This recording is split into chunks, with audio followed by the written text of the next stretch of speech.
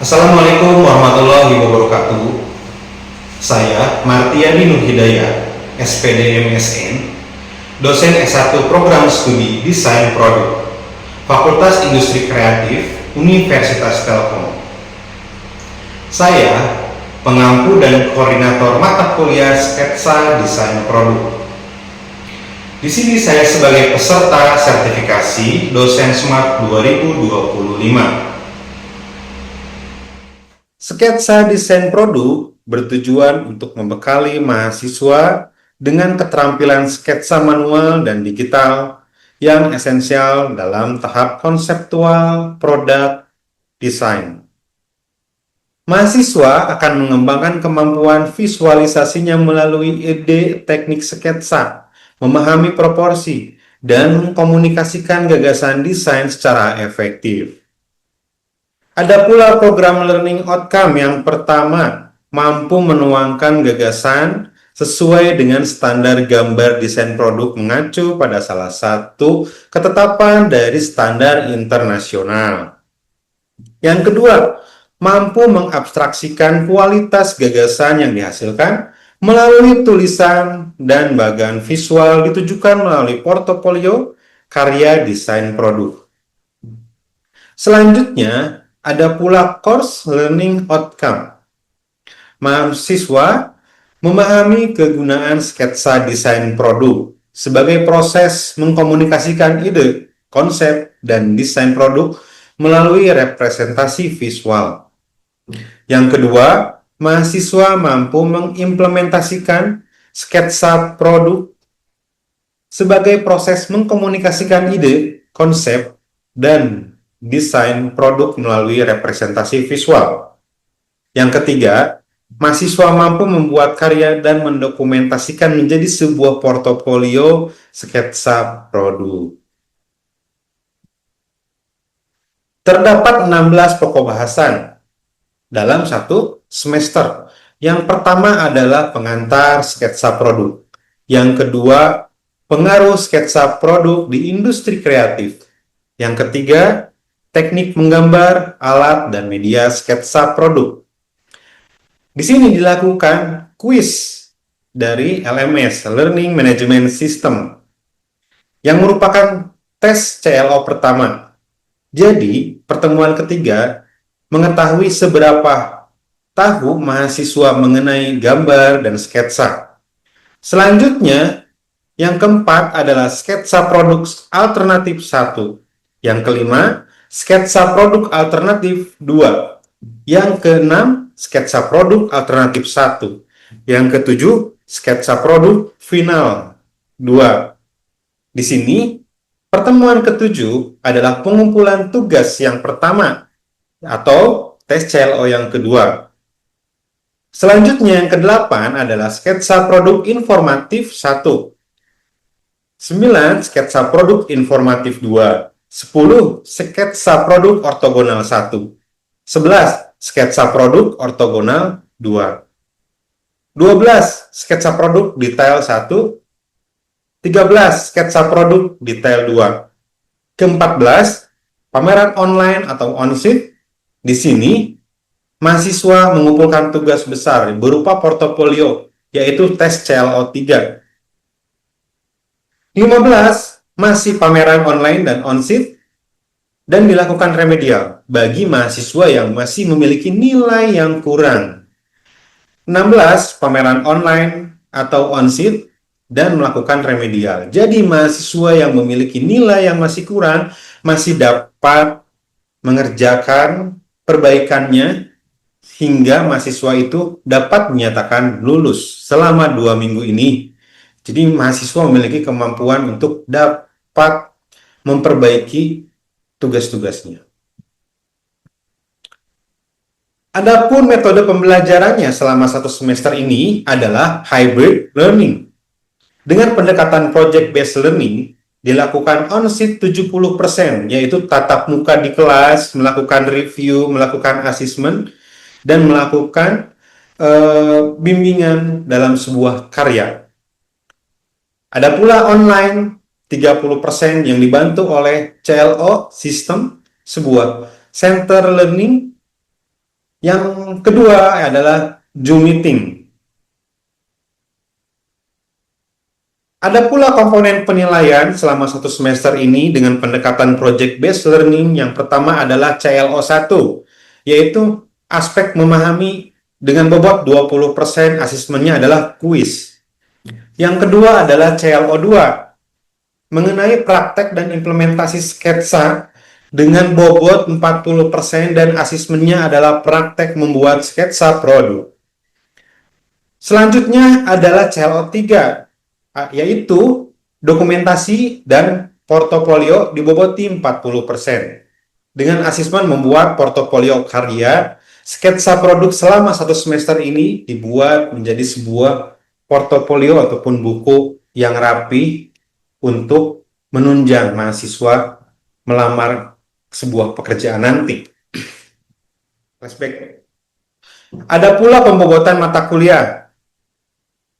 Di antaranya adalah 85 ke atas mendapatkan nilai A, 75 sampai dengan 85 mendapatkan nilai AB, 65 sampai dengan 75 mendapatkan nilai B, 60 sampai dengan 65 mendapatkan nilai BC, 50 sampai dengan 60 mendapatkan nilai C, 40 sampai dengan 50 mendapatkan nilai D, dan 40 ke bawah mendapatkan nilai E.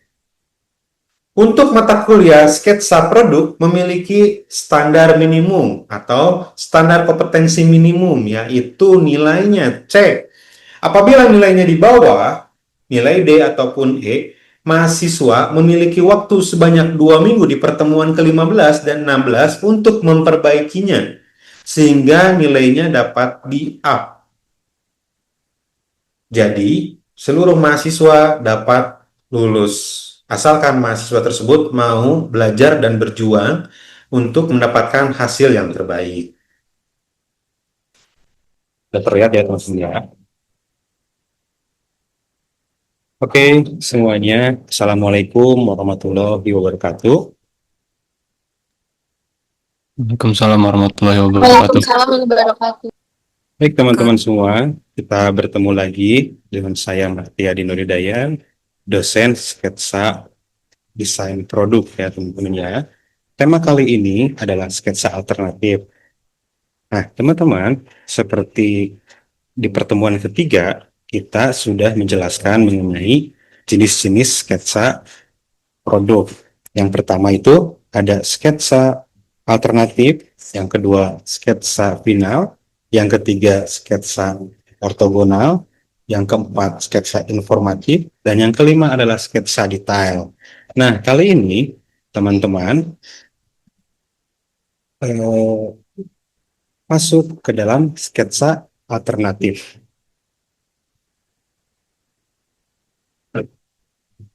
Oke, teman-teman. Di sini saya merujuk kepada buku ajar, ya, yaitu dasar-dasar sketsa produk. Nah, teman-teman bisa melihat atau bisa pinjam di perpustakaan ya, teman-teman ya. Nah, ini kodenya 2301678. Teman-teman bisa masuk ke perpustakaan dan meminjam bukunya dari situ. Saya menggunakan buku ini satu semester ini ya, teman-teman ya. Nah, pokok bahasan kita mengenai sketsa produk alternatif 1 ya, teman-teman ya. Di sini kita ada 17 pertemuan, di mana 17 pertemuan ini sudah termasuk ujian. Seperti itu ya teman-teman ya, dan pengumpulan dan pameran seperti itu. Di sini teman-teman di pertemuan keempat ini ada program Learning Outcomes. Yang pertama adalah mampu menemukan gagasan. Jadi teman-teman bisa menemukan gagasan secara dan sesuai dengan standar gambar desain produk mengacu pada salah satu ketetapan standar internasional. Yang kedua, mampu mengabstraksikan kualitas gagasan yang dihasilkan melalui tulisan dengan casual ditunjukkan melalui portofolio karya desain produk.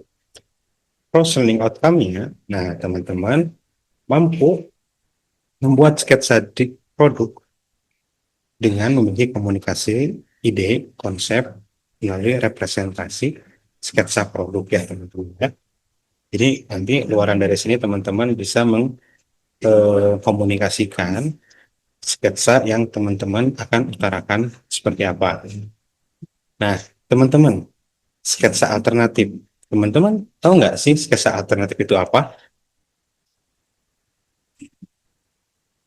Tahu Pak, Ya, silakan Pak sketsa lihat. alternatif itu kumpulan dari beberapa gambar yang menggambarkan kemungkinan desain dari suatu produk dengan membuat banyak pilihan yang bisa membandingkan antara mana yang paling cocok dan efektif dari desain Bagus. tersebut. Oke, ada lagi teman-teman? Saya Pak, Siap, Imam, silakan. yang saya ketahui itu sketsa alternatif itu tadi banyak-banyak sketsa itu buat bantu kita menentukan bentuk produk kita gitu Pak. Jadi kita bisa milih-milih hasil ide-ide gagasan kita lewat sketsa-sketsa alternatif tadi. Hmm. Oke, keren teman-teman. Bagus. Nah, sketsa alternatif itu adalah variasi gambar rancangan awal ya teman-teman. Jadi teman-teman merancang awal itu dimulai dari sketsa alternatif. Kemudian untuk mengeksplorasi teman-teman dari bentuk, fungsi, atau solusi desain dari suatu produk yang nantinya akan dipilih, entah itu dipilihnya oleh teman-teman sendiri, atau oleh klien, atau oleh eh, atasan dari teman-teman nanti ketika teman-teman sudah bekerja di industri kreatif, teman-teman. Nah, basic dari sketsa itu teman-teman harus diperhatikan adalah siapa user persona kita. Ya, kemudian yang kedua adalah apa yang klien inginkan. Seperti itu. Siapa user persona kita? Apakah untuk bayi, ya, balita, anak-anak, remaja, orang tua, atau lansia? Seperti itu. Kemudian, yang kedua, apa yang klien inginkan? Yaitu apakah ingin bergayanya sporty, elegan, maskulin, atau fun, atau feminim, ya, teman-teman ya. Jadi dari situ adalah basic ide untuk pembuatan sketsa. Nah, kita harus mengenal dulu ciri-cirinya, teman-teman. Yang pertama adalah tipe produk yang sama. Di sini ada kap lampu menggantung, semuanya kap lampu menggantung. Kalau kap lampunya duduk, kap lampunya duduk semua. Atau lampu belajar semua. Seperti itu ya. Kemudian, bentuk, garis, warna, tekstur, silakan bisa dirubah, dimodifikasi. Ada yang bulat mungkin, ya. Ada yang persegi mungkin ya. Banyak siku-sikunya mungkin ya. Kemudian yang ketiga adalah memiliki variasi yang banyak. Teman-teman ada mau dilingkarin, mau bulat, mau kotak, atau mau ada bolong-bolongnya, seperti itu. Silakan teman-teman, variasinya itu adalah referensi visual teman-teman semua ya. Dengan tampak visual 3/4 perspektif. Ya, tampak 3/4 perspektif. Pak, tapi saya pernah lihat kalau misalnya sketsa alternatif itu ada yang tampak 2 dimensi Pak. Nah sebetulnya bisa saja, tapi alangkah lebih baiknya 3/4 itu akan memberikan kesan bahwa kalian itu bersungguh-sungguh dalam mengutarakan pendapatnya dalam visualisasinya seperti itu ya. Apa yang harus diterapkan di mata kuliah ini? Yang pertama adalah gambar dasar atau menggambar bentuk. Yang kedua, gambar konstruktif. Yang ketiga, gambar perspektif. Yang keempat, gambar atau rupa dasar 2 dimensi. Jadi, itu semua ada di semester pertama ya, teman-teman. Pasti udah lulus semua dan pasti udah bisa dan udah ahli ya. Seperti itu. Nah, kita akan kenali jenis komposisinya, teman-teman. Nah, ada yang tahu nggak ini komposisinya? Ada komposisi apa aja nih? Saya Pak, Ya, silakan. untuk yang A itu komposisinya simetris dan yang B itu asimetris Pak. Bagus sekali. Di sini ada komposisi simetris dan juga ada komposisi asimetris. Teman-teman, kalau kita membicarakan komposisi ini, terkadang mahasiswa itu terkesan berpikir sangat panjang, sangat jauh. Membuat sketsa alternatif itu harus berbeda dengan sketsa awalnya. Padahal tidak seperti itu ya teman-teman ya. Kita lihat gambar A teman-teman. Di situ ada botol pertama sampai botol terakhir itu memiliki evolusi yang sangat beda ya teman-teman. Ada alurnya, saya mau diganti garisnya aja, saya mau diganti tutupnya aja, saya mau agak sedikit cembung, saya mau sedikit cekung, hanya sebatas memainkan garis-garisnya saja. Seperti itu. Tetapi kalau kita lihat dari segi bentuknya ya teman-teman ya, dari gambar A dan gambar B ini memiliki perbedaan. Yang gambar A ini tidak memiliki arsir, ya, sehingga terkesan dua dimensi. Kalau ingin cepat, silakan teman-teman membuat gambar seperti A. Tetapi memang kita harus memperlihatkan kesungguh-sungguhannya. Kalau ingin rapi, ingin terlihat estetika, silakan teman-teman bisa menggunakan gambar yang seperti di B ini, ada arsirnya dan gelap dan terangnya, sehingga klien atau bos teman-teman itu nanti ketika di industri akan lebih cepat tertarik terhadap gambar yang lebih serius seperti itu. Nah, itu ya, itu komposisi simetris yang A, yang B adalah komposisi asimetris. Nah, yang ini komposisi asimetris atau simetris. Simetris. Terus Pak. Oke. Kalau yang ini simetris atau asimetris? Simetris. Simetris. Oke. Kalau yang ini Simetris, Pak. Oh, oke, teman-teman. Tidak masalah teman-teman membuat simetris atau asimetris, ya teman-teman.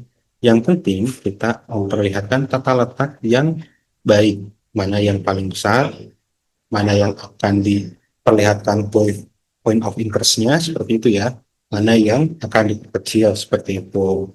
Kita lanjutkan lagi. Nah, teman-teman semua, kita harus mengenali lebih dalam alat-alat apa aja sih yang harus digunakan dalam membuat sketsa produk, tentunya pada sketsa alternatif ya teman-teman ya. Yang pertama adalah pensil HB, pensil 2B, pensil 4B, dan penghapus. Nah, ini kan mata kuliah menggambar dasar ketika itu diberitahu pensil HB itu untuk sketsa ya teman-teman. Pensil 2B itu untuk membuat layoutnya, dan 4B itu untuk membuat arsilnya teman-teman. Nah, silakan teman-teman bisa menggunakan penghapus jika ada yang salah, tapi tidak disarankan ya, karena memang sketsa produk ini memperlihatkan ciri khasnya. Jadi garisnya itu adalah menjadi identitas teman-teman.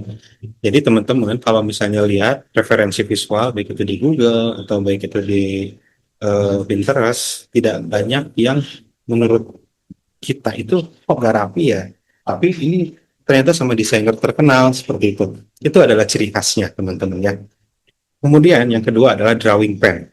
Drawing pen 0,1 atau 0,5 yang lebih tinggi juga silakan. Itu fungsinya untuk membuat layout garis pinggirnya agar lebih tegas teman-teman. Kenapa Pak agar lebih tegas? Jadi dalam sebuah gambar itu ada yang paling tegas, ada yang lebih tipis, dan ada yang sangat tipis lagi untuk memperlihatkan point of view-nya sebuah gambar. Tidak semuanya harus flat. Ya, kalau flat terus kan nanti garing ya teman-teman ya, jadi tidak menarik. Tapi kalau teman-teman misalnya layout luarnya tebal, tampak ke dalam, tampak tipis, dan ada garis-garis arsirnya yang dinamis seperti itu akan lebih bagus sekali. Kemudian marker.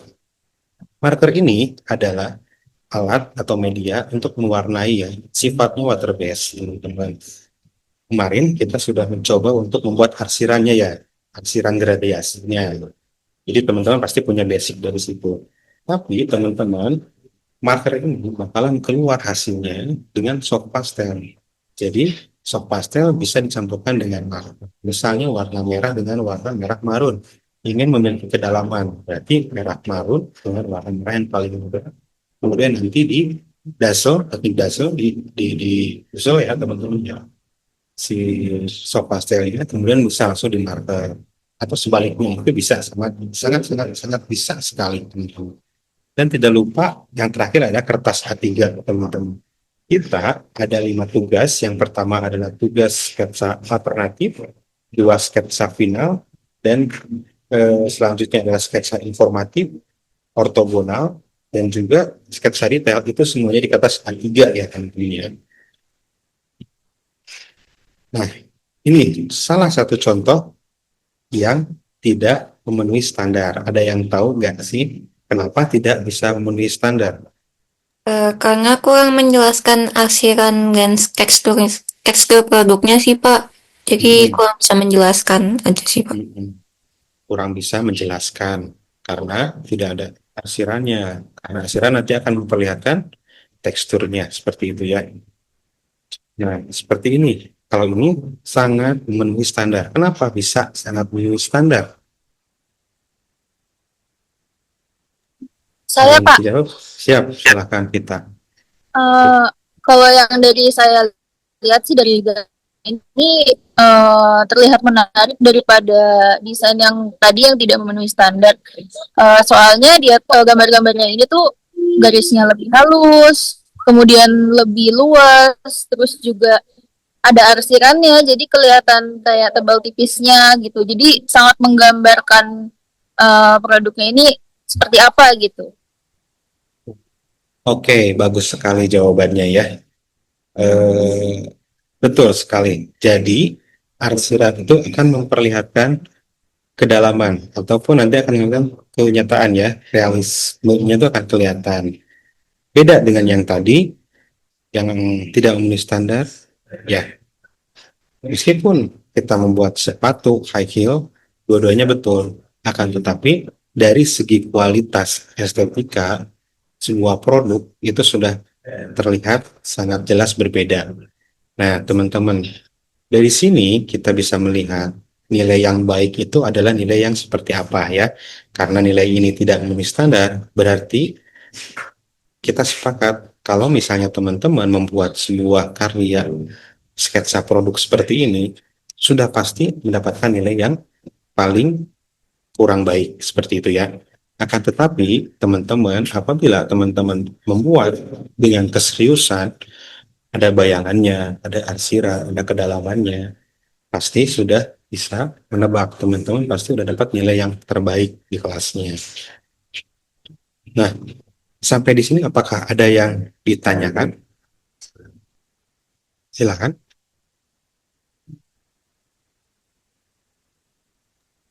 Saya Pak, Ya, silakan Imam.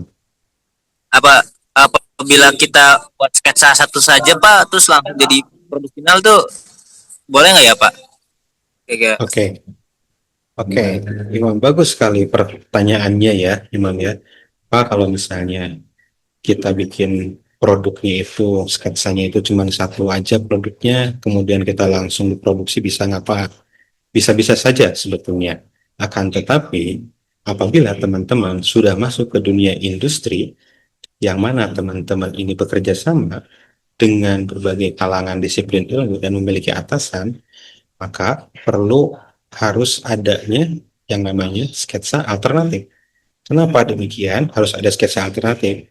Karena dari sketsa alternatif yang misalnya Imam ini membuat 10, 20 sketsa alternatif, nanti teman-teman dari kru Imam, dari tim Imam dan teman-teman yang lain bisa memilih mana yang paling terbaik yang termasuk ke dalam pemilihan penggayaan yang klien yang inginkan seperti itu.